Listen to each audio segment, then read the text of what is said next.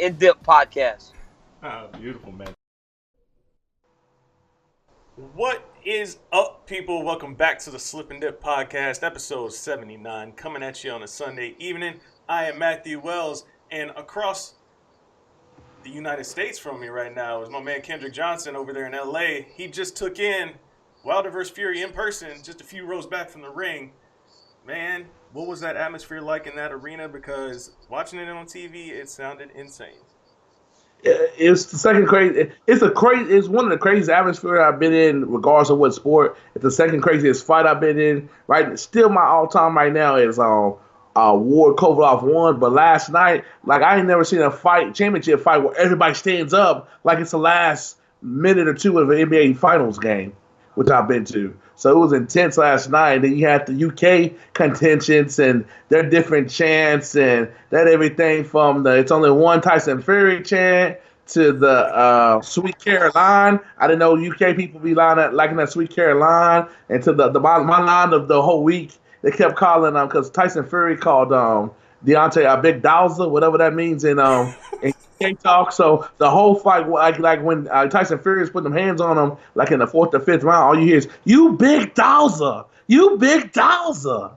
Yeah. You sound like Will Smith on Ali right there when you say it like that.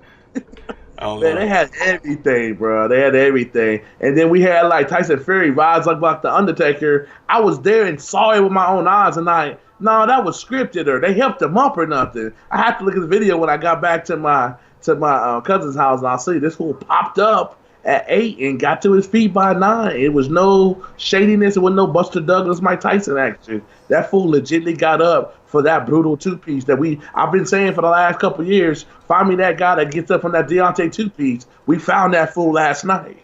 Yeah, no doubt. Before we continue on into this, on today's show we do have Mr. Paulie Malignaggi, who was calling the action ringside. He's very fired up about how this fight, very fired up. So you guys are going to hear that in just a minute. And then we have one of our favorite guests on the show, Miss Cynthia Calvillo, joining us to talk about her recent fight and her upcoming fight as well. So let's get back into this craziness that was Wilder vs. Fury. Ends in a draw, and the internet went nuts. Man, I had so much fun on Twitter with people last night. Oh my gosh. I had to watch 112 for Wilder, because I still don't see it. I got to rewatch it. Maybe we can watch it together. I still have them winning a couple of rounds in the beginning. I didn't have them win at all, but I had them win like 2 or 3, and then you got the 2 knockdowns, which is a 10-8 round. I saw Stephen A. Smith, and I remember calling it a 2-point round. It's a 10-8 round. A 2-point round? I mean, he's right, technically. He's just weird terminology to say it that way.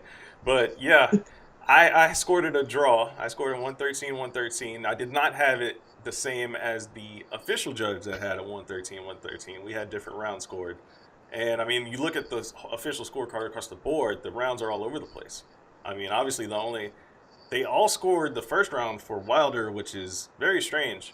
I don't agree with that whatsoever. But he did. What did Fury do though? He threw like 4 punches and he landed 1 of them. Deontay threw 3 and didn't land but 1. I mean, like, it was just one of those rounds where it was like the more active guy wins the round. And I think one thing that people were kind of maybe giving Deontay a little bit of, that a little, I don't know if you want to say it like that hometown feel or whatever however you want to state it. I don't know. I mean, it just, watching it live, I was like, okay, Fury won that round. Like, it just seemed like he landed more and was doing more. And I think some people may have in certain rounds gotten a little bit confused with Fury always doing the feinting and his taunting. Like, feinting and taunting doesn't win you a round. I think some people did get caught up on that just because he was clowning around in there. Like, that doesn't mean you're necessarily winning a round. Yeah. So there was a lot to it. I certainly don't agree with the card for Wilder. I'm firm with the draw. If you had to pick a winner, it had to be Fury, but I am firm with the draw, and I can't wait for the second one. That's where I stand on this fight. Hopefully it happens in Vegas. You know me, I love going to my town home in Vegas. So, but they show me love out here. Hang out at my kinfolk's house, aka my cousin, for people that don't know Southern talk. Right. So I joined my week in the West Coast. Got to get some Laker information. The Lakers are loading up. So if you're not a Laker fan, get ready to not be like in life for the next few years. these boys are going big in the next offseason. But we're gonna get back to that combat sport. The atmosphere this week was not like a Vegas fight, but it was weird because the closer it got to the fight, the more people were amped up. And last night they announced 17,000. I can't say it didn't feel like 17,000, but it sounded louder than 17,000. So what do I know? I just know I was fifth row ringside, had a good ass seat for a brutal physical fight. Let's talk about what I have on the screen right now. That 12th round knockdown.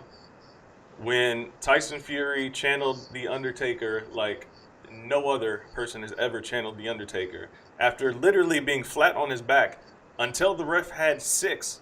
The ref was at 6, and it was like a bell went off, and he's like, okay, I'm good, let's go. No wobbling. Like, no. He wobbled more in the first knockout, and the second one looked way more brutal. It's insane that that's what happened, man. Because he is flat, like flattened out. And, you know, our friend of the show, Kel Dansby, he tweeted out last night. He was like, you know, some people overlook the fact that in a heavyweight fight, when a guy gets dropped and flattened like that, sometimes the ref doesn't even count. They just walk up, oh, you're done. Like, because he was... But most times they lose their mouthpiece, a.k.a. Mike Tyson, Buster Douglas. That's true, yeah, that is true. Yeah, but he had his mouthpiece in. Yeah, and I'm glad that didn't happen, because if that didn't happen, like, we would have been robbed of literally, like, one of the craziest moments ever. Shout out to Jack Reese, one of the best. He reffed a hell of a fight last night. Yeah, it was insane. It was insane, man. But that moment right there, that's gonna really live on. Like, people are gonna obviously talk about these scorecards and how they were all over the place, and you know, claiming Fury got robbed and whatever have you. But this 12th round knockdown right here, and then for Tyson not to only just pop up like he never got punched, but to then come back and then stick Wilder with a crisp 1-2, pop his head back. And I don't agree that, you know, obviously you can't win the round, but he got back up and started landing punches like nothing happened. Like, he just wasn't out on his back for 6 seconds. It was absolutely insane. And it's like his eyes were on the back of his head and everything too. Yeah, that's what Deontay was saying after the fact. He was like, I saw this man's eyes roll in the back of the head. You know, I love that clip that everybody's passed around on the internet, like the look on his face when he saw him get back up. He had that look when somebody no sell a finisher in WWE. That's exactly what it was, man. But it was a real look, though. It was not scripted. Like, everything about that was pro wrestling. Just, like, everything. Like, he was like, all right, time to get up. Let's go. Like, it's so insane. So insane. I can't get over that. I cannot get over that. And, I got to tell you. The people that are going so hard on Twitter and on social media about this robbery and everything. And I was patrolling the streets of LA. You were patrolling the Twitter streets. Yeah, like I had so much fun because I knew obviously that people were going to be triggered about this outcome, so I just had some fun with it. And people got so mad. People felt they had the need to tweet me. I'm unfollowing you. I thought you knew what you were talking about in combat sports. Oh, it was so fun. And that's why I love combat sports, man, because people get so amped up about the results, especially in boxing, like no other. Like, yeah, there's robberies in MMA, but don't let your favorite fighter get robbed in a boxing match. Oh my God. The world is going to end. You know? But the thing is, boxing people, I keep telling you, because you're more MMA than boxing, about that life. MMA people gonna talk. Like, I've seen some MMA people talk a whole bunch of noise on social media, and they get by the fighter that they're talking about, so they want to take pictures and be part of the team. Where in boxing, I've seen some people talk a whole bunch of noise, like, yeah, you remember me? I'm such and such and such and such. Yeah, I said I was gonna do it. What's up now with it? Like, they fight. Yeah, man. It's just so I was pretty funny seeing all that with that tomfoolery all in person. But the international flavor was lit last night. Those gypsy people, they showed up and showed out at Staples Center. That's what makes everything special, man. You have a guy coming from across the pond, and he's bringing people with him, and it's just amazing, amazing scenes.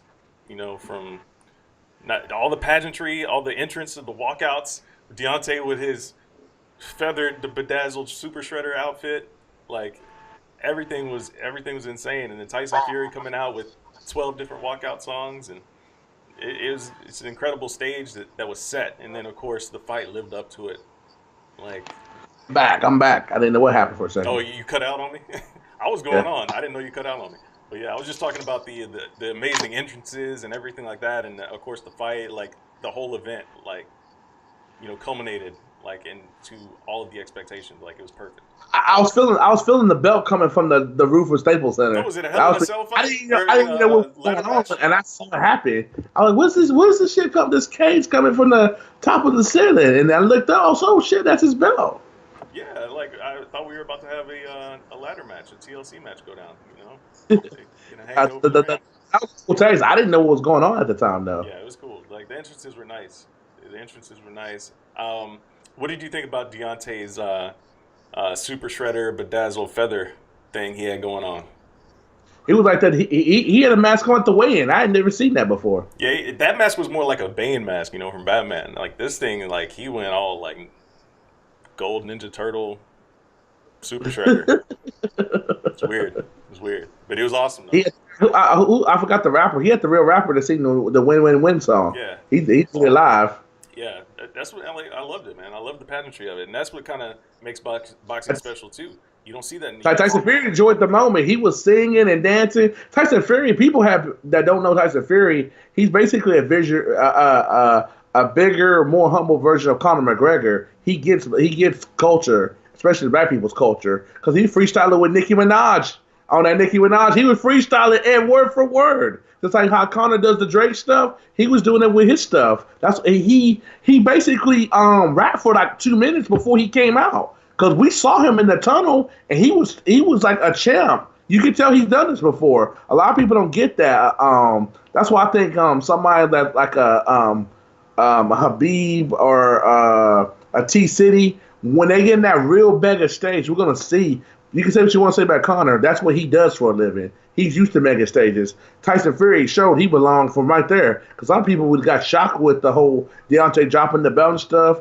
No, Tyson Fury came out there freestyling and dancing, and then he goes to his UK stuff. He was trying to appease everybody. He was a flat out entertainer, and then he put on the hell of a fight performance. Yeah, yeah, he did, man. It was incredible. Um, Certainly a moment that a lot of people are going to be talking about for a very long time until that rematch gets announced.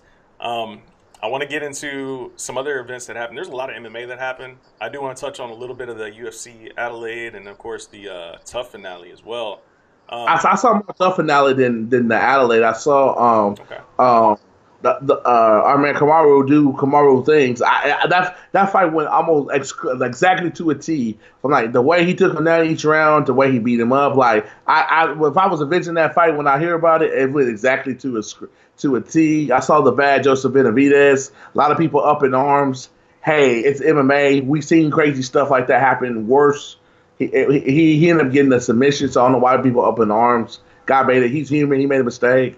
It's clear he knows he made a mistake. Yeah. People are tripping out on that. Yeah, I mean, because that could have screwed up everything. And luckily, it had no effect on the outcome of the fight. But yeah, if you're a ref and you go in there and put two hands on a guy that's throwing strikes, yeah, you got to call it off. Like it's either you make the mistake and you got to live with it. You just can't be like, oh, my bad, go ahead. Like you can't do that. You can't do that. You cannot do that, man. Fights have. Like, there's been times like that before in the past where refs have, put their hands on a guy, and then the guy that they have a strategic position on, they lose that position because of that, and then the guy can get up, and then continue to, defend himself better and have his own success, and that's just something we can't have that, man. You gotta be strong with it. Like, if you're gonna go in there and you think you need to stop it, you gotta stop it.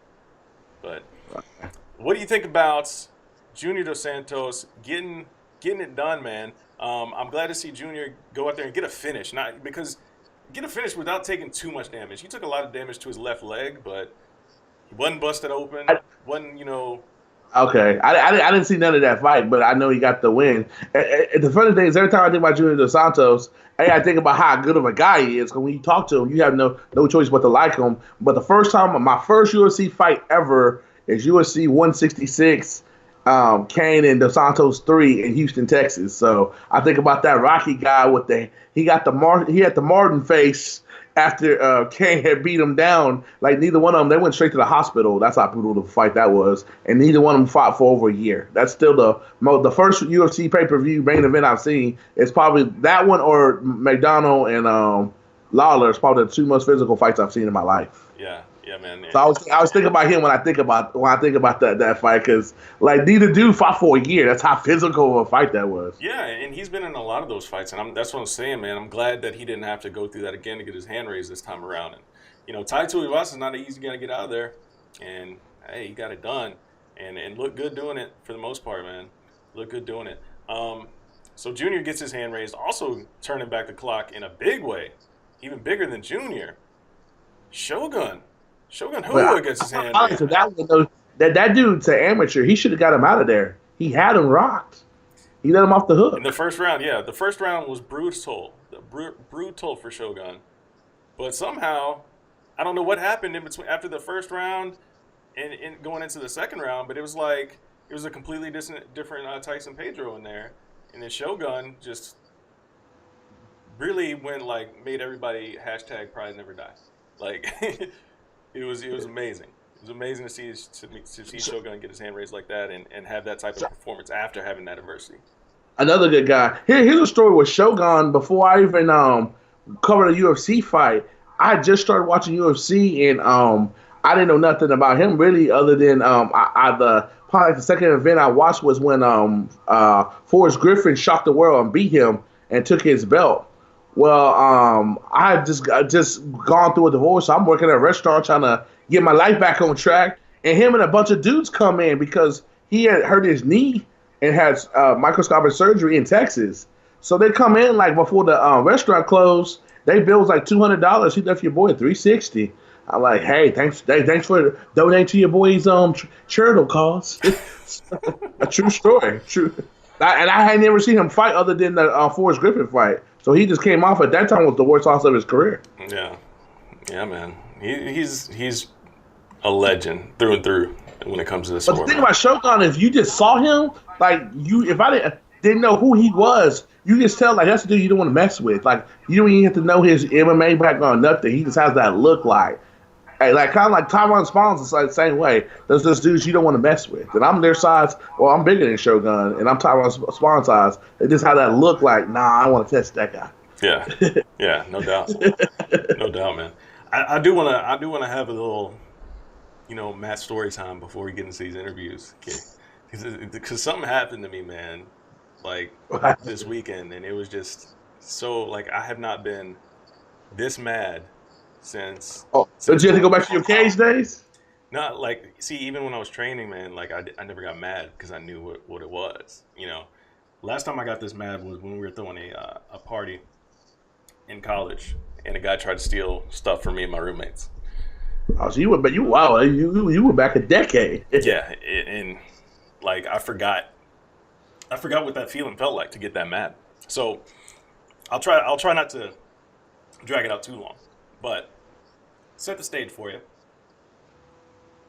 So Ariel, my fiance, has her sisters in town, and we're having a nice evening out. We had some shopping, going to dinner, had dinner, and then we want to do some more shopping.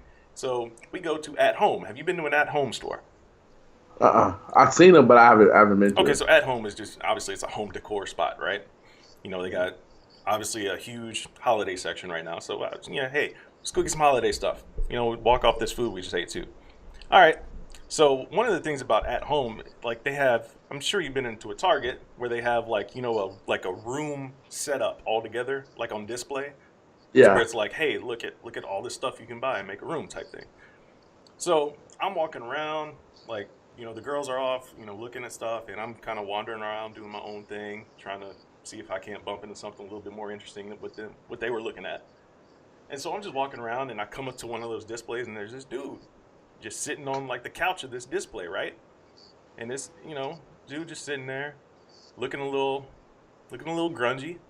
And he says something to me, and I didn't hear him, and I was walking, and I was like, so I stopped, and I was like, oh, excuse me. And what he said to me, like, caught me so off guard. I was like, what? And he said, excuse the expletive here. He goes, hey man, you lost your inner nigga? I was like, what? He's like, yeah, What's his ethnicity? a black dude. He's a black dude. And he goes, yeah, man, I see you. You lost your inner nigga. I was like, what? Like I said, like I literally laughed at first. I was like, what? And so I just kept walking. I was like, what are you talking about? And so I just kept walking, and then he kept talking. And he was like, yeah, I see you. Because, I was wearing a polo shirt, had some nice jeans on, whatever. You went in grappling clubs. And he goes, Obama started that shit. He had all these dudes out there, changing up how they dress. You got your head shaved and everything. I'm like, all right, dude. And I just walked off. Like, I walked off. I didn't think anything of it because, like, I was by myself. If you want to say some crazy shit when it's just me by myself, all right, cool, whatever. I'm gonna shake it off. I'm not gonna, unless you come at me physically, like, especially if you're saying some stuff like that, like, I'm just gonna leave it, be like, whatever, dude, as long as you don't follow me with it. And so I just kept walking, kept shopping, whatever. So I meet back up with the girls and I tell them what just happened. And of course, my fiance was like, "Oh, hell no!" Right? And so Ariel got gangsta up in there. yeah. So I was like, "Nah, just leave it, whatever." So we continue shopping. Everything's good again, and I'm like, I'm a little like off put by it still, but I was trying to forget about it, trying to find some more ornaments for the tree. And next thing I know, the guy walks up to me. And this time I'm in front. Right. This time I'm in front of Ariel and her sister, like right next to me. And the guy walks up to me and he's holding like this fake like cotton wig thing, right? Like not wig, but like cotton twig thing, like a whole like cotton stalk, like they sell for decor. And he's acting like he walks up to me, like kind of makes eye contact with me, and he grabs like one of the cotton balls off of it and tries to hand it to me. He goes, "You forgot this." I said, "Excuse me?" And he goes, "Yeah, this is your Uncle Tom. This is your cotton. You forgot it over here." Oh, so how you gonna how you gonna try to call my boy? You didn't even say nothing to him. Exactly. So in this moment, my rage-o-meter almost went through the roof. Like at the same time. Was this today? No, this was yesterday. Okay, I was saying you would have to go Deontay part of the day. For some reason when people see a fight, it's like you would have act that out. Dude, yeah, it was before the fight. Actually, while the prelims were going on, I made it to the house right before the the Hurd fight started. So he's like, "Yeah, this is your Uncle Tom. This is your cotton." I said, like, in that moment, in like movies. When the dude has like the vision of what he wants to do to the person in front of him, where they'd be like just pull a gun out and just like blah blah blah blah, and then it's like, and then like he does all this outlandish shit, and then it goes back to reality where like the guy hadn't done anything yet. I had that moment, and in that moment, I visualized myself grabbing this dude by the throat, slamming his head into the railing, and then just wailing down elbows on him. Like from full mouth, like that was my vision I had. And then like I realized I hadn't said anything to the guy in a good like 2 seconds. And then I was like, oh snap, like I literally had that moment. So I was like, dude, you need to get out of my face right now. And he goes, nah, I don't need to get out of your face.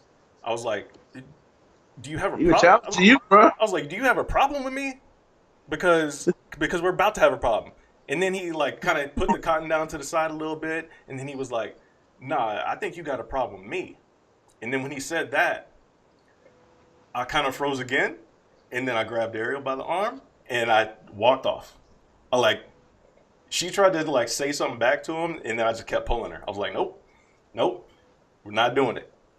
Like he was looking for a fight. He's looking for Dana White, looking for a fight. So that's the thing, right? I was like, man, this dude. Like, if I didn't walk away in that moment, like that vision was about to become reality. Like when he kept pressing me like that. and then not only to do it, but to do it in front of my family like that, right? So that's why I was like, Ariel, nah, we're walking away. We're walking away from this. And so I got her away from it. They all kind of followed me out of there. And then I like handed her the basket. I was like, here, I got to go outside because this dude just like put me over the edge. Like I literally almost swung on him. And come to find out, obviously they go and find the manager and tell the manager. And the manager is like looking for him, yada, yada, yada. And come to find out, this dude was doing this to every black person in the store. And there were a lot of black people in the store last night. But none of them. That's why we got on the bait. Man, like I don't know what this dude's issue was, man. But I'll just say this: I was the only one in the store that wasn't, like over the hill, so to speak. Like everybody else was like older, So I'm kind of shocked, like to learn, like out of all the other people, like he decided to do that to me. The guy that looked like he could whip his ass. Like what? Like, what is he doing? So I just had to relay the story, man, because I literally had that moment to where it was going to be really, really bad, but somehow I was able to channel that anger, man. I couldn't even say it depends on my mindset because I met one of my favorite boxers of all time this week, Riddick Bowe, and the last time I actually had to hit somebody was I was a sophomore in high school. And this dude was trying to basically pick on me all year. And I saw Willie Bowe at the press conference tell the dude that he ended up whooping on Saturday, hey, if you don't shut your mouth up, say I won't hit you. He said, I bet you won't. He throws like a two-piece extra crispy. Basically what Deontay did to Fury, but he did with no gloves on. So when I saw that kid on Monday, I already had my mind. When he tried to come up in my face, I'm going to say I won't hit you. I knew he'd say, I bet you won't. And I caught him with a two-piece, and nobody saw it coming for the rest of my high school career. And this is like midway through my sophomore year of high school. Yeah. Everybody thought I was crazy. Like, I'm a senior, and there's some people that weren't even in school at the time. And like, don't mess with that brother right there. He crazy. He just golf and swinging you out the blue. So I'm like, I should do that my freshman year. I would have no problems, but I was amped up off that Riddick Bowe fight. Yeah. So it depends on when you caught me. Like, you caught me the day after that Wilder fight. Oh, I might have been ready to throw. Dude, yeah. It was so nuts, but... Yeah, man. Like so. You caught you today with your throw? Because after watching what you watched last night. No, I think I would have had the same reaction, man. Because it takes a lot to get me to that point to where I'm actually going to swing on you. Like, like I said at the start of that, like the last time I actually swung on somebody like that was when this guy was stealing from us when we were throwing a house party in college, and I caught him. Hello. Yeah, I'm still here. I think you kind of lost me. Okay. Can you hear me? Got you. You disappeared for a second. Okay, yeah, you're good. But yeah, so the last time was when we were throwing a house party, me and my roommates, and I caught this guy trying to steal my best friend's laptop and his iPod and everything. I gave this dude every opportunity in the world to leave. Like, dude, like you're giving us our stuff and you're gonna leave. And he kept talking shit. Like, dude, leave, get out of here. And he didn't want to leave. Like, and apparently he was there with somebody else and he was trying to get his buddy. Finally got his buddy and I was like, all right, y'all need to leave before it gets bad for y'all. And then like he just kept talking. Like finally, like we're forcing them to leave. And a couple of my other buddies there who were a little bit less reserved than me took some shots at him, swung on him a couple times. I was like, yo, chill. Y'all just get out of here. And so finally, like, we're at the dude's truck, and the dude's buddy gets in his truck. He gets in the truck, and as they're about to pull off, the dude has his window down, and he's trying to say, like, he started to mouth the words, fuck you. Like, that's what he was trying to get out. And right at the F-U part of that sentence, I stuck him and knocked him out and laid him out. Like he didn't get that whole sentence out. my roommate saw him in the quad the next day, and his eye was swollen shut. So, my college days, I had somebody because I had a co-dorm because my freshman year, I had a dual scholarship for half academics, half basketball. So as a result, I had two dorms. I go to my academic dorm, and they having water gun fights or whatever. Okay, whatever. That I'm about that hoop life. I was about hooping. school and girls in that order. So I'm like, whatever, y'all doing. I go Yeah. try to study, and you didn't soaked up my bed, and I had nothing to do with it. Found out the dude that did it. You remember the old school Gatorade bottles that they used to make in the glass back in the day? They're all plastic now. It was Oh glass. yeah, yeah, Boy, yeah, yeah. your boy got his Roger Clemens on, threw a curveball, hit that foot right in his shoulder, but hit like right in his clavicle. Man, I was mad. I was aiming for the head, and it curved at the last minute and hit him right in the shoulder. Mm. So I couldn't just walk up on him because I was playing basketball. I wasn't gonna lose my scholarship and go Kareem Hunt up in there. Oh my goodness. Yeah, shout out to or not shout out, but rather R.I.P. Kareem. R.I.P. Kareem Hunt's career. R.I.P. man. R.I.P. But to his career. before we go though, that whole stuff the NFL they didn't get their stuff together. But it's like when you draw the statute of limitations, because as bad as the Kareem Hunt video was to me, the Joe Mixon video is way worse. But it happened when he was in college. But yeah, he can make a living. So where's the line? Like it's very blurred, you know. So here's where I stand on it, right? The But Korean, do you see what I'm saying? yeah, I see what you're saying. The Kareem Hunt video was not bad comparative to that one or the Ray Rice one in any way. Like the girl gets pushed over because his friend kind of like stumbles into her and knocks her over, and then he does kick her while she's kind of like squatted over. But it was like more like a kick to like push her off balance again. You know, it wasn't like I saw people on the internet, man. Oh my God, Mark Hunt. Or I said Mark Hunt. Jeez, Mark Hunt. Shout out to Mark Hunt on his last fight last night as well. Mark Hunt hanging him up.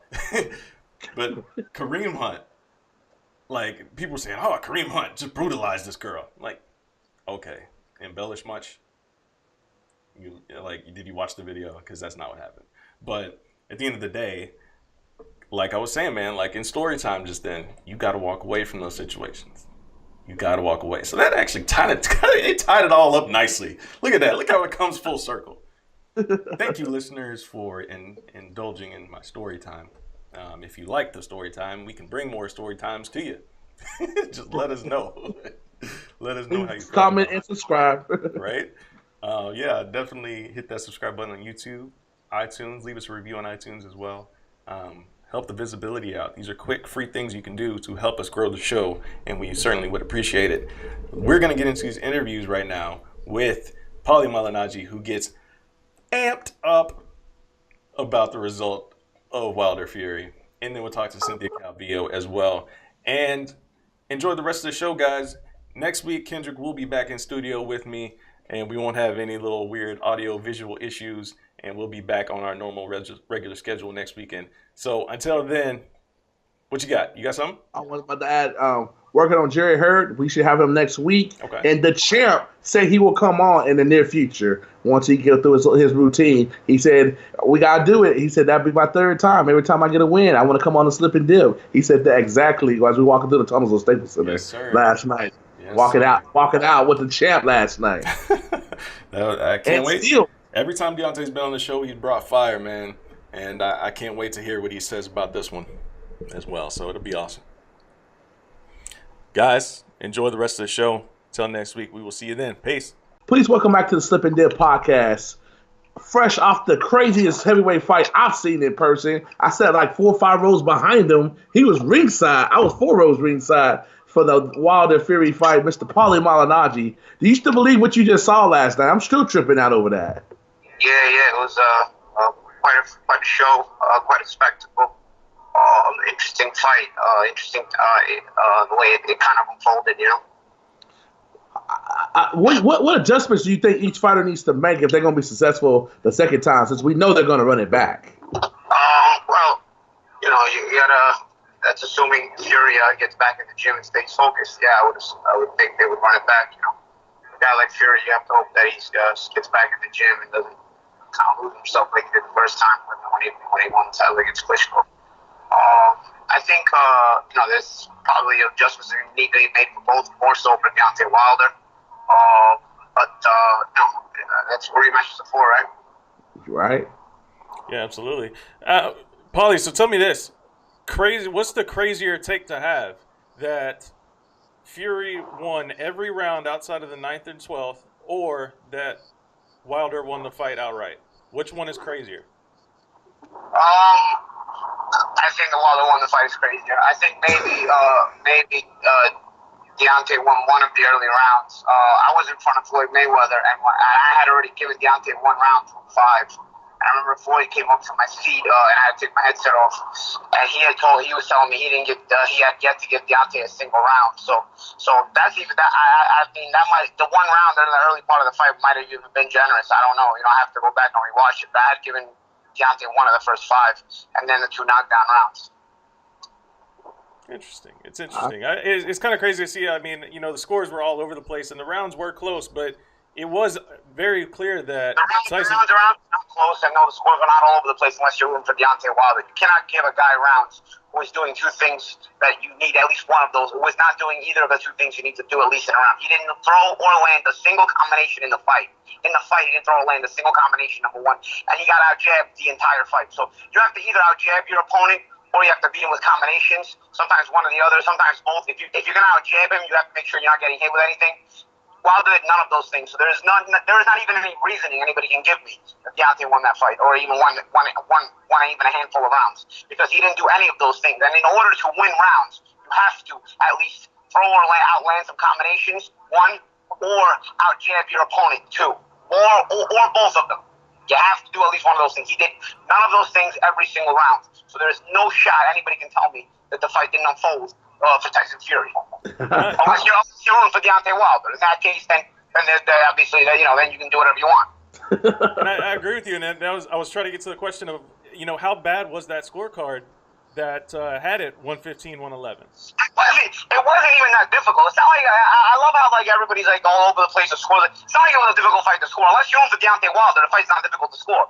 Because like I said, he didn't do anything. You know what I'm saying? He threw these crazy flailing punches. He actually was so off balance, he couldn't throw a combination. He would put punches together one at a time. At times when Fury was on the ropes, he threw 5 unanswered punches, but they were all one at a time because he was so off balance, he couldn't even put a combination together. So he had to throw literally 4 or 5 punches unanswered, but all in a row, but he couldn't put them again as a combination. They were all separate individual punches, which is why they were so easy for Fury to slip. Yeah, that's very true. And obviously, when some fights are complicated. With Canelo Golovkin, I don't think it was complicated either. But at least you have Canelo who has made the adjustment and he's coming forward now. And you have to understand the dynamic of the fight changing. And some people don't understand that dynamic, and they thought Canelo won the fight. But at least I can understand some people not understanding that dynamic. That just because he came forward doesn't mean he was doing anything to win the fight. But still, it's a dynamic that's not understandable to the layman sometimes. You know what I'm saying? That just because the guy's coming forward doesn't mean he's winning rounds. But in this particular situation, this is understandable to even an idiot. You know what I'm saying? You have to throw jabs. You have to throw combinations. If you don't do either, and you get out jab, throw out combinations in every single round, there's just no way you can win the round. Even an idiot should be able to see that. And what do you think the hesitation was from Deontay? Do you think it was just because, like Kendrick was telling me, before we went on, that he thinks that some of the hesitation was there because he's never fought a guy taller than him like that? Well, one of them is finding the range on a taller guy is definitely a change and it's some difficulty, especially when you're not used to seeing that. So of course, it was definitely something that Deontay was not used to. But Tyson is a guy who's taller, and then he has these weird herky-jerky style. He's constantly feinting. He's constantly giving you that shoulder jerk, and you can't figure out, because he jabs off of it as well. So you can't figure out if it's a feint or if it's a jab or if it's a feint. If you miss timing, you're gonna eat jabs off the dome piece, and then that's gonna throw off your ability to set and throw a combination back at him or even counter him. Deontay, I saw Breland trying to tell Deontay to roll on the shoulder and counter, but it's hard to counter Fury's jab because you don't know which one is a feint and which one is going to be the jab. You know what I'm saying? So you have to time it correctly. And he sets the table for you the same way. He punches it with the jab off that same look, or sometimes he's just feinting off that same look. So you can't really time it the way you want to. And if you mistime it, you're going to eat clean jabs, And then once you eat the clean jabs, you send you off balance, throw the occasional combination here and there, which you did. So I was at the call when he rose up like the Undertaker. You got... Oh, man, that was crazy. That's the shame of the garbage scorecards. Is we should be talking about what an amazing ending to the fight it was. The heart of Fury to get up off the canvas. The determination of Wilder to never say die. And even if he was even if by that point he couldn't win the fight anymore, to go for the knockout. These are the things that quality things that people love to talk about and bring a human element to it. And you bring in these bullshit scorecards and they ruin everything, just like they ruin Canelo and Golovkin. You understand? You have the two biggest scorecards, the two biggest fights in boxing this year. Both had garbage scorecards, and then you understand why nobody gives a shit about boxing in this country, in the U.S. And people wonder, it's because this or it's because that. It's because boxing does it to itself. You know, from all the way from the amateurs to the pros, this is what they do. Okay, and then people just get turned off and don't want to watch. do you think that the rematch should be in Vegas? I said it around 8. You remember? Then the momentum got taken away from what I said because Deontay instantly dropped Fury, and then we never got back to it. I said it around 8. You have to start considering if the judges are going to screw Fury. I said it around 8, but then like literally a few seconds later, Deontay dropped him, and then the attention went to the knockdown and all that other stuff. But the fact that this even has to come to people's minds in the middle of a fight like this, it shows you the garbage level we're up to in this industry.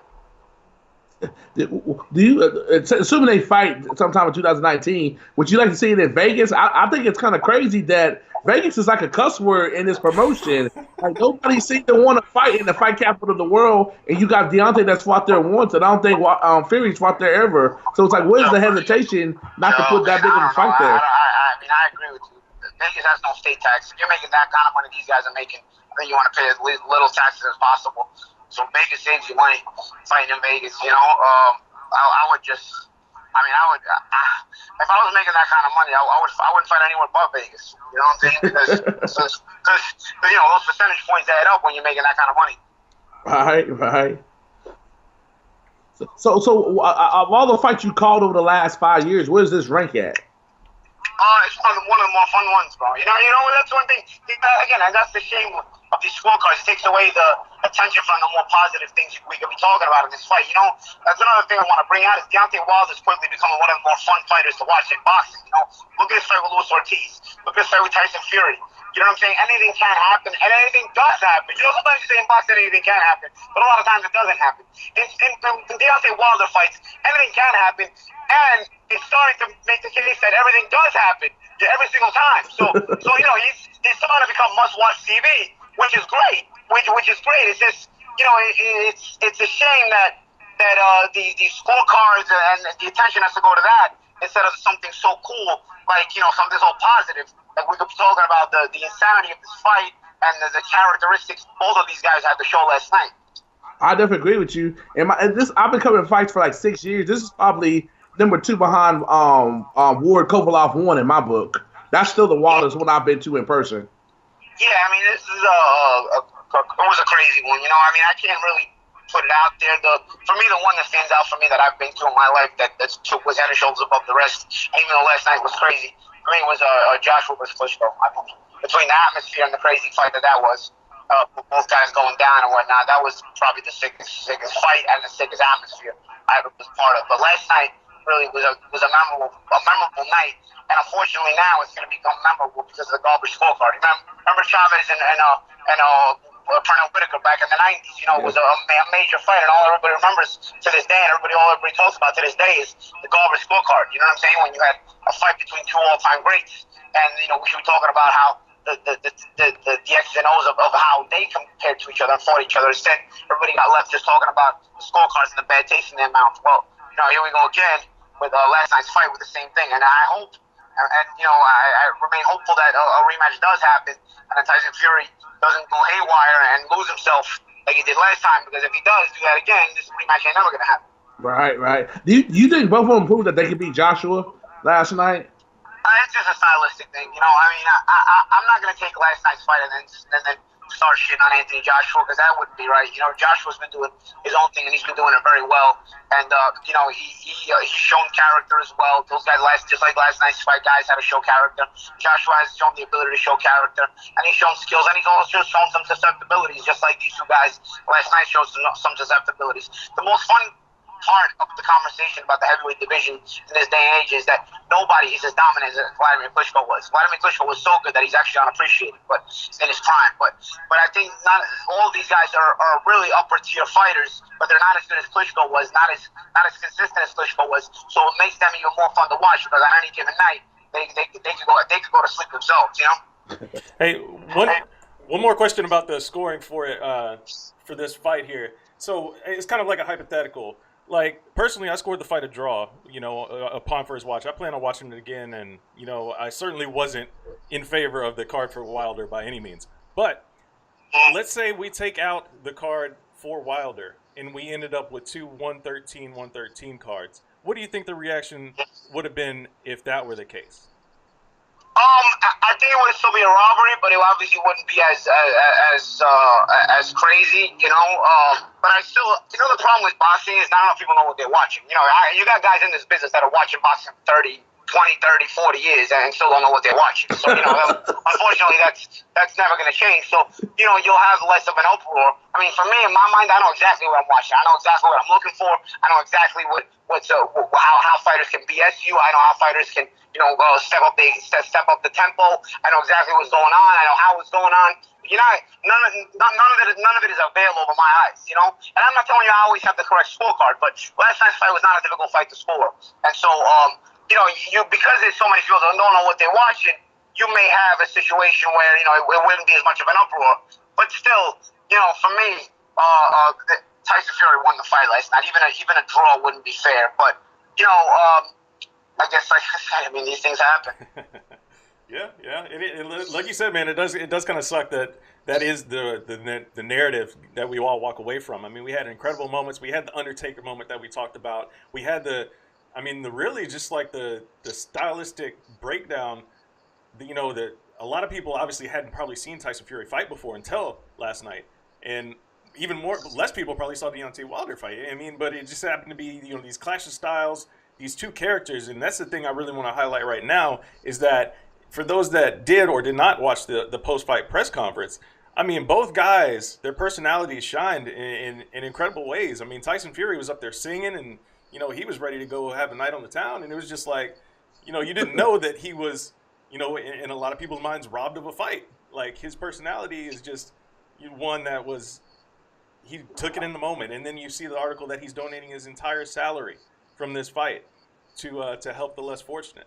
I think these two characters are both great for boxing, and I just wanted to hear your take on them as people outside of the ring. I couldn't agree with you more. And then unfortunately, I don't know if it's going to be. This was a chance for both of them to put themselves out of the forefront and really display their character and their personalities to the public and even to the general public through this fight and through the notoriety and promotion they received through this fight.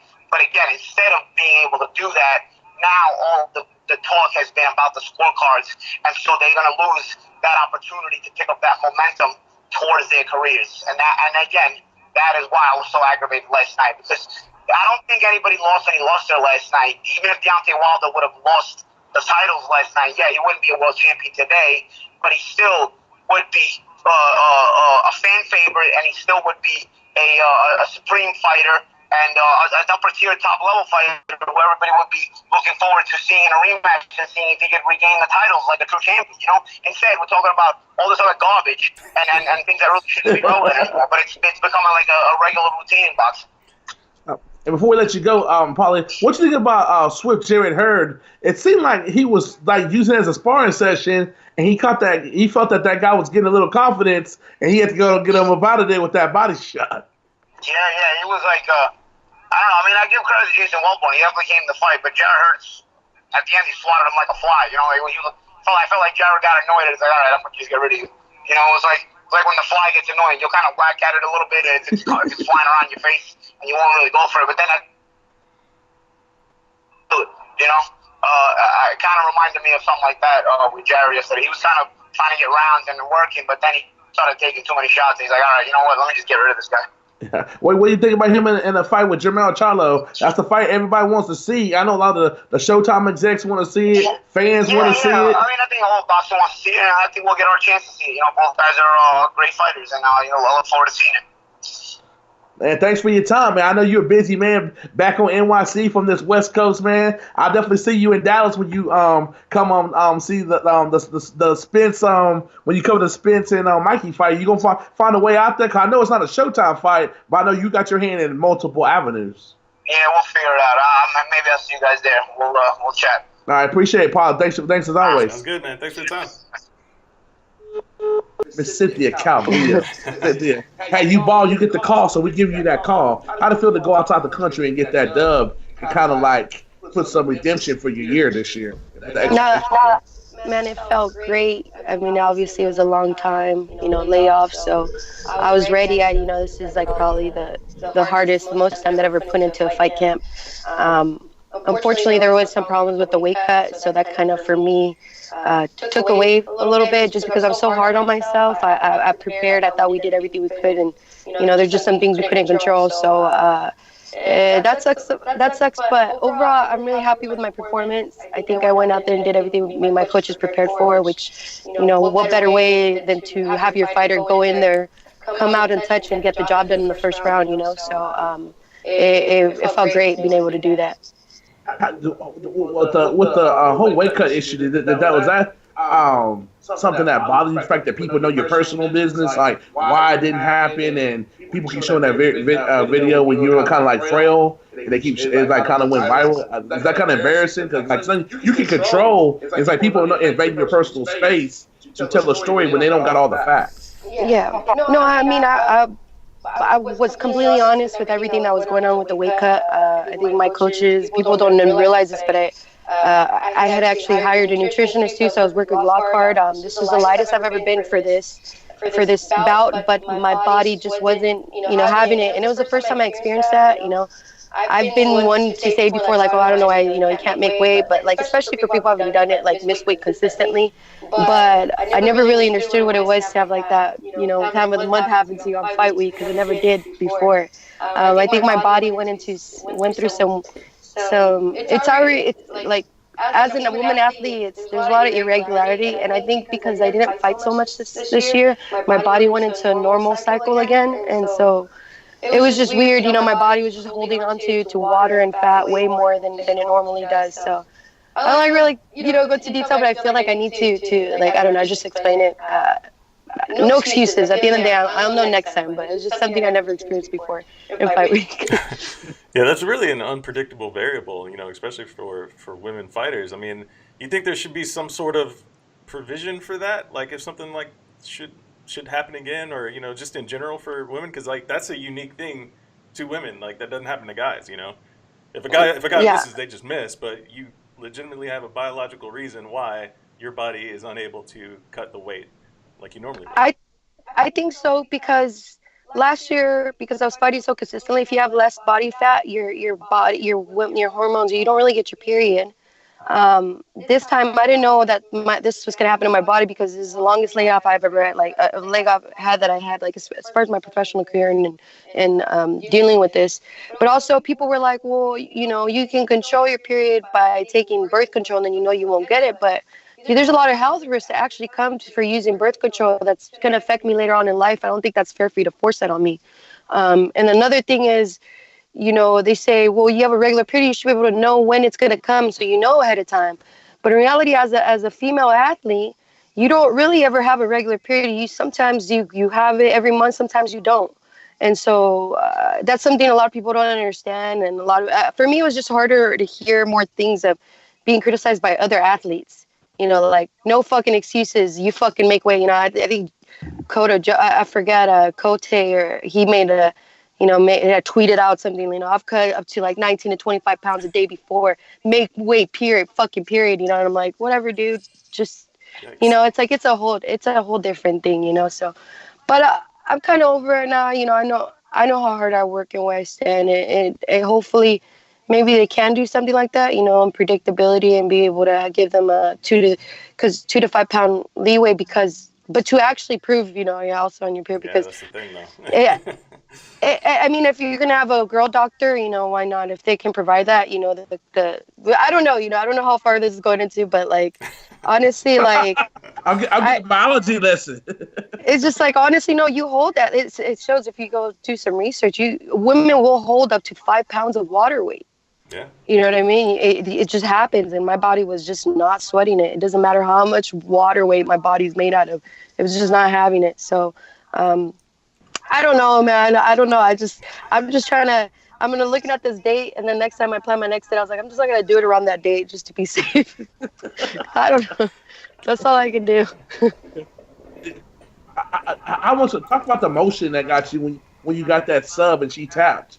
All that motion that came over you from personal tragedy and just this whole year. It seemed like it came out at you all at once.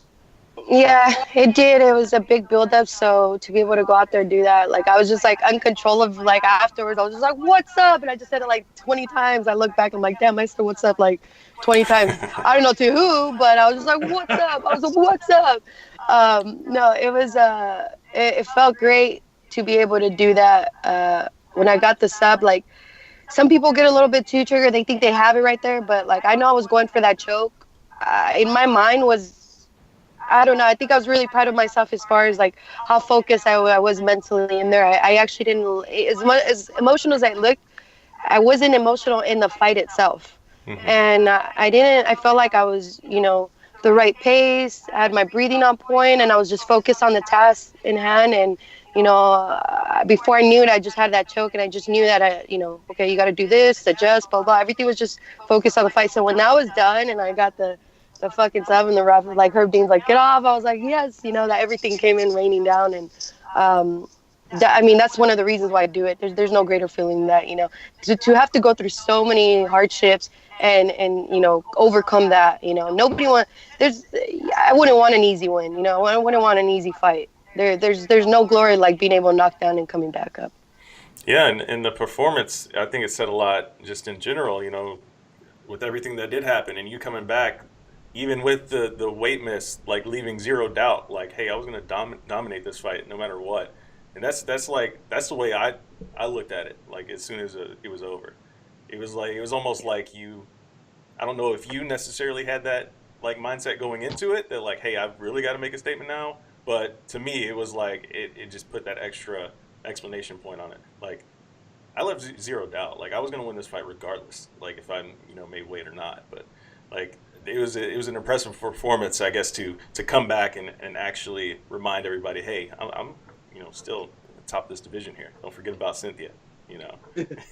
Yeah, no, for sure. I mean, the weight cut definitely looked pretty scary. It wasn't so much that I was like fainting. It just looked worse than what it was. Normally when they hold that towel for people, they like it's for the guys, so they don't worry about covering their chest, right? So when they were holding my towel and I was like, I had my hands down on my side and I was trying to like, balance. I was super embarrassed. Then they're like, put your hands up. And so I was about to put my hands up, but I see the towel was not coming up either, Yeah. So I was like, oh shit, so it just looked really bad. And then, but it, even to the point where I think odd makers and stuff like that, the odds went like I was even more of I wasn't a favorite, but I was even less of a favorite after that. And, I had a lot of people reach out to, text my coach, text my friends, my family, like, dude, is, Cynthia okay? I don't think she should be able to perform out there. This is ridiculous. People were like really, really concerned with my health. But after I weighed in and stuff and, the doctors were paying close attention to me, like I was clear and I felt great. Probably the best that I've ever felt. I think so because the simple fact that my body was retaining that extra water. The rehydration process wasn't that bad. But when I was cutting weight, dude, I was going through hell. But it was good. It was good to let everybody know that I'm back and have such a dominant performance after going through a weight cut like that. Yeah, and I was worried about my girl. I sent you a text. I was worried about my girl. Like, make sure my girl's okay. So yeah, no, for sure. You must have been really hangry. I seen you on a really good weight cut, and you try to whoop my ass. So don't tell her whose ass you were trying to whoop in Argentina. No, that one was actually because I had the nutritionist and stuff, and I had Lockhart and them. They actually made this wake up pretty easy, so it wasn't that bad. It wasn't actually to weigh-in day. Nobody's really around during that time because it's like the official weigh-ins, not the ceremonial weigh-ins. When it was time by the ceremonial weigh-ins, I was like in the best mood ever. So, so tell us about your fight news you got this week. Oh yeah, so actually it was like the night of my fight. I was already bugging Mick. Like I was like, let me get it back. I gotta make weight and I gotta win the fight. I have to, because I just have to do this. And he was just like, dude, just chill, just enjoy your freaking win, like go, And I'm like, all right. And so I just kept talking to my manager. I'm working with Daniel Rubenstein now. So Danny Rube. He shout out. Yep. Yeah. Been talking to him, and he's been talking to Mick, and we're able to put something together, especially being able to move up the top ranks, because I think most of the girls in the top 15 already have fights, so they only left a few options. So, but I'm happy. I got Courtney Casey. She's ranked number 10. I'm gonna be fighting her UFC 233 Anaheim, January 26th. So that's about 8 weeks away. I'm stoked. I'm ready to get back. Keep it going. But that's the way I like it. I like to be able to. I mean, we'll see. We'll see if I can have fights like this every 2-3 months. But I just know I'm lucky right now. I know there's plenty of fighters out there that are hoping for fights and waiting around. So I was really lucky to get one like 10 days later. Yeah, you're gonna try to tie 2017 when you had five walks to the octagon. I don't think they'll let me do that. I mean, as much as I would want to, I don't think, just because once you start ranking up and you want to get to the title, the fights start getting slower, because I can't really fight that many girls in the top 10, by then. So, but who knows, if they push me. I just got my eyes set on hopefully a title shot by the end of the next year. So I'm thinking crack into the top 10, crack into the top 5, and then what's up, So that's the plan. How do you think you stack up with Rose? I mean, I think I stack up well against anybody. I think I'm gonna be a challenge for anybody. I think I'm just. I don't think anybody knows what it's like to actually fight me or train until they actually train or fight with me. And I feel like as far as my size, and I'm able to adapt. I'm not too short. I'm not too tall. I'm strong. I'm a strong grappler, and I'll find my way against some of the best strikers. I mean, some of the best strikers are Joanne Calderwood. She was number 3 coming in, undefeated. Definitely hands down one of the best strikers in strawweight, but now she's at flyweight. Poliana, she's a knockout artist. She knocked out 6 of her 7 opponents. So it's not like I'm fighting these chumps. And you're gonna say wrestlers. I fought Montana Stewart. I fought Carla Esparza. I didn't get my ass beat by her. So I feel like I've been able to fight all kinds of different styles and show that they're not gonna put me away. Like it just hasn't happened. I think Rose Namajunas, she's had a number of different. Obviously, she doesn't have a perfect record. So we've seen certain weaknesses and certain knowledge. I don't think there's that many weaknesses with me, except that I beat myself. If I come up short, but I don't think I've ever been beat up. So I'm excited. I think I would do really good, with her. Yeah, absolutely. I guess obviously with the fight, coming up that close again, are you gonna get to enjoy the holidays at all, or is it just like you're back in the gym twice a day? What's going on? Yeah, no, I got back to it last week. I did about like one a day, and I started. But the week after my fight, since it was Thanksgiving, I forced myself not to do anything physical. But I ate a lot of bad food, to a point where I was really, really sick on Thursday. I didn't eat nothing on Friday, pretty much. And then this past week I was still a little bit more flexible with my diet, but I worked out. Now it's back to work.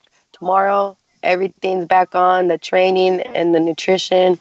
We're gonna make sure that everything's on point.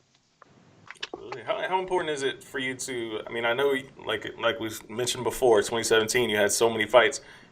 Obviously everything that happened this past year, but how important is it for you to have a little bit of time in between fights, or does it matter to you? I think it's important to allow your body and mind to have breaks, but I like to stay maybe do still active, maybe active recovery kind of stuff. Maybe switch it up a little bit and do some hiking or do some different kind of activities. But I think it's very important. That's something that did teach me, and having this long layoff. Right now, the only reason I think I got this quick turnaround is because I feel like I came out good, and because I did have such a long layoff. I'm thinking after my next fight, I'll probably have a little bit more time in between, as I climb up closer to the title. But yeah, no, recovery is very, very important. Just as important as the hard work you put in. Would it be safe to say that you try to be the female Cowboy Cerrone? Oh, I'm just gonna be the me. You know what I mean? The Cynthia Calvillo style. There's only one of those. She's a gangster. Yeah. There's only one of me. But everybody has their own style. They can say, I'm the next Cowboy, blah blah. But I ain't taking fights to lose. I'm not losing these fights. So I think I've only lost one fight. I like to stay consistent, and I don't know. I'm stoked. I think I'm at a different phase. I think Cowboy was a little bit like after. I'm not sure during that time whether he made a run for the title or not. And I know he's fighting different weight classes or something. Mm-hmm. But I feel like I'm still pretty new, and I'm just hitting that spot where I got to make that title run. I just feel the people that like they see you fight, and then anybody that's around you know that you're one of the nicest people in the world. But in the cage, you got the gangster look and the scowl and everything. Do you think people are amazed at how nice of a person you are because they just see you amped up in the cage, or when you walk out there to that West Coast music? Yeah, no, I think so. Actually, I feel like a lot of people that don't know me, they think I'm like just like this bitch or something or hella mean but I'm not. I like once people meet me, I'm like one of the coolest persons ever. But the cage is different. It's like a whole different animal taking over. But I think it's definitely my like alter ego, like my East Side San Jose coming out. Out there like we don't back down for shit. I was like, I'm here, motherfucker. We ain't backing down. So that's the way I was raised. But then I also was raised to be, nice and polite. And, my mom, my parents especially, will whoop my ass if I'm not, polite.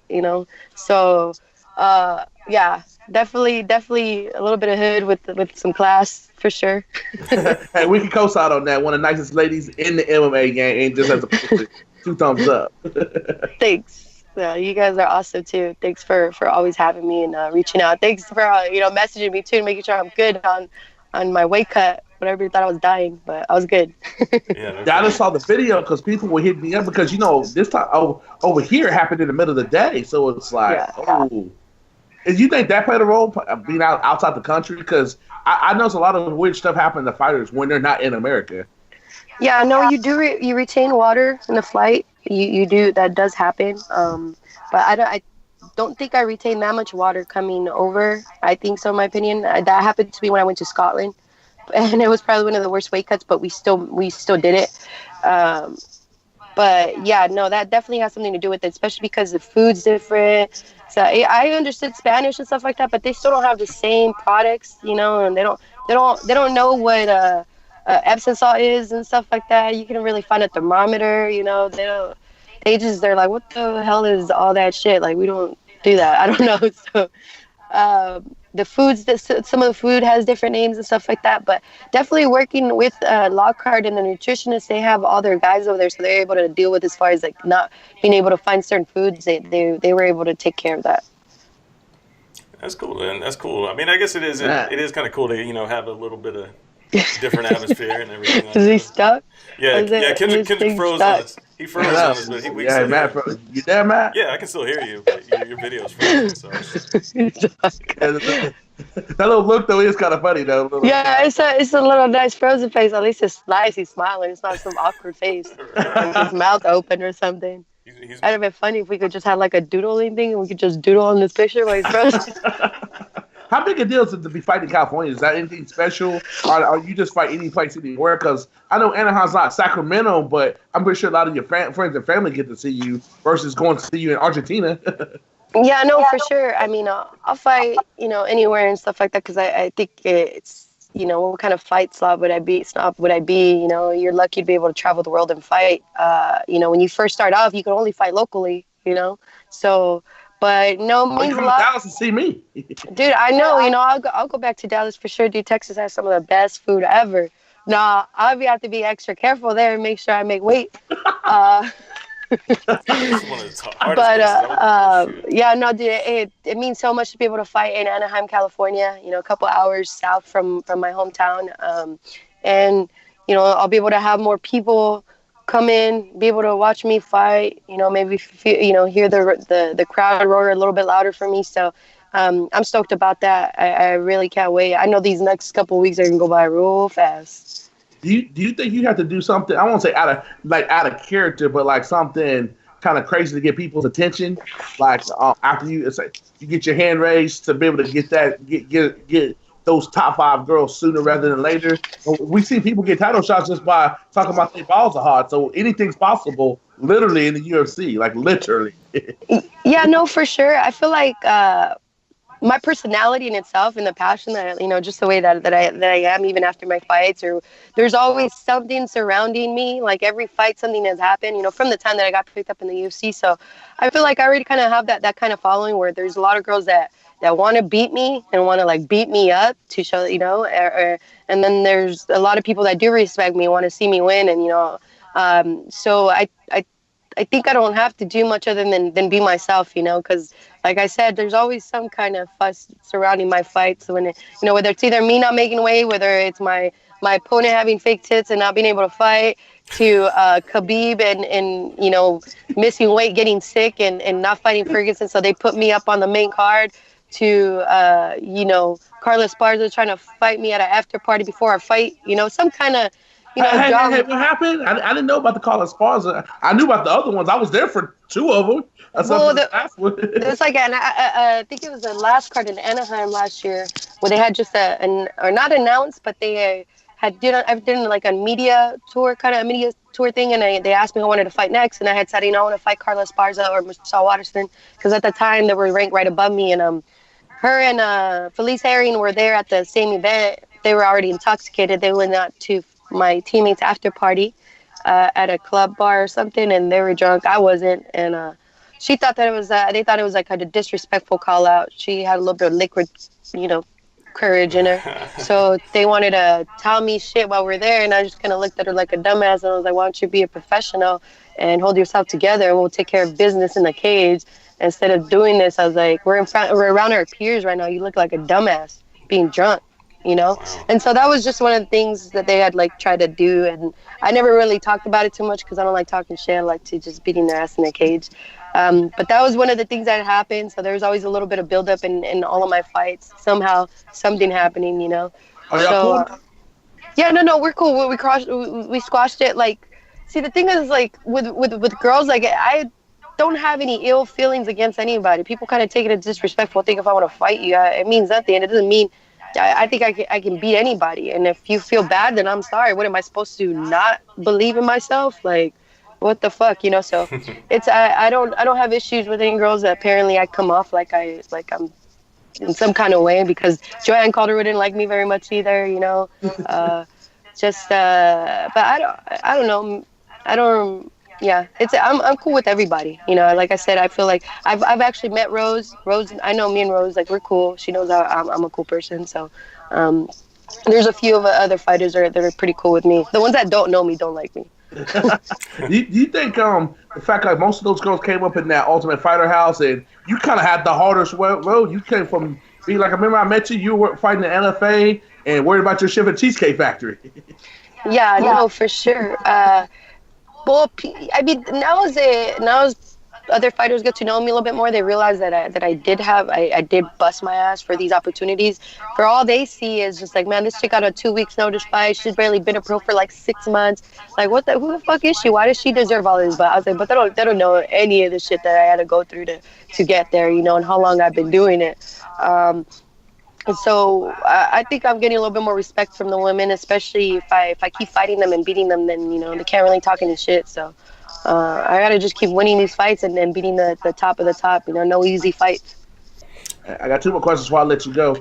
How much does Justin Buchholz help you out? Because it seems like he's that guy that keep that, because you have a tendency to get really keyed up. He seemed to be like your common influence and this shot strategy, because you knew that girl was going to throw some smoke at you, and you weathered that storm the first 3 minutes, and then once you got her down, it's like, oh, I got you. You ain't getting back up, and you got up out of there. No, it has a lot to do with it. I think because he also has a very strong personality, and like probably one of the few people that can probably like put me in my place and be like, because I'm really, I don't know, I'm my own person, and if I freak out, people are like, or we're just gonna give her some space. And he's more like, nah, I don't think so. You better get your shit together, girl, blah, blah, blah, So definitely helps me out a lot. He probably sacrificed just as much time as I did for this fight. We were doing a ton of shit, that he was doing a bunch of research and making sure that he put out the best fighter he could possibly put out there. And, I'm extremely grateful. We did a bunch of like elevation training. We did a lot of swimming. He was making sure my nutrition was on point, that my mind was right. So I owe that guy a lot, and a lot of fighters need to make sure that they take care of all their coaches, because this is just as hard as it is for a fighter. I mean, I know they're not in there, but I know I can only imagine, because when I see my teammates fighting in there, it's almost more nerve-wracking, because you don't have full control of the situation. So no, I'm extremely grateful, and I cannot wait to get that title for him, to under his belt, to another champion. And how much have you grown as a fighter since the Carla loss? And do you have to see her again? Is there anybody that you have to see before your career's over with? I feel like we could definitely later on, run it back. I mean, unless we'll see how she does, because I know she just came off a really tough loss off of Tatiana Suarez. So a lot of people want to see y'all two fight. You know that, right? A lot of people want to see y'all fight. Oh yeah, no, for sure. I think that would be the type of fight that'd be a title elimination fight. I mean, I'd fight her anytime, but it's that type of fight where I know it would be a badass fight, and that would be one for the title shot for sure. But like I said, Carla Esparza had a tough loss. If she comes back and gets into that title contention talk, then yeah, she's in the way of what I want, which is a belt. But afterwards, we'll see some exciting matches. Maybe I get the belt. Maybe she makes her way up. Maybe after I'm done getting the belt, in the strawweight, flyweight division, we can start making all those like cool fights afterwards. But one step at a time. My goal is to become the strawweight champ, and then move up to the flyweight. Defend there, and just keep making history, doing a bunch of things that no other women been able to do in the sport. Just because it's so new, there's so many room for records to be broken. So what's your window then? You leave me to that question, because a lot of guys' windows like about 35 or so, mid to late 30s. What's your window, since you got those started late in the sport and you don't have any kids or nothing, like somebody like Michelle Waterson or somebody like that? Yeah, no, for sure. I think because as an athlete, I started late and I haven't taken much damage. I think I can do this for like another 8 years. I think so, 8-10 years. Who knows? If I keep fighting smart like I'm doing, which is going in there and not taking any damage and getting the job done, then there's no reason why I shouldn't be able to do this for a long time. So now, if I fought like some brawler, and just like always taking shots, nonstop, then maybe that might be a different story. I might cut my time down to like about 4 or 5 years. No, I can't be fighting like Justin Gaethje. So so as long as smart, hopefully I take care of my body, I foresee myself doing this for many more years. My last question. Thanks as always for coming on the show, my friend. UFC strawweight contender. Can I get a question? Cynthia Calvillo. Catch her and Courtney Case at UFC 233 in Anaheim. She is gonna put on the show. Do you know if you're gonna be on main card or prelim, or do you care? I mean, I don't care. It'd be kind of cool if it stayed on main card, but I wouldn't mind if I headline. Maybe I was the main event for the prelims on the ESPN. So that'd be cool. Just because now we're gonna go over to ESPN the next coming year. But since I've gotten into UFC, I've been nothing but on the main card. So it'd be cool to just keep that going, for however long I can. But I don't mind whatever. I'm just happy, and I'm extremely grateful to be able to fight. Well, I'll be in touch, and when you ball, you will get that call on the Super podcast. For sure. No, thank you. I really appreciate you guys having me on, and we'll definitely have many more. All right, take it easy. We'll talk to you Thanks, soon. my friend. I'll definitely hit you up before Christmas. Happy holidays. All right, sounds good. You guys have a good one. Bye.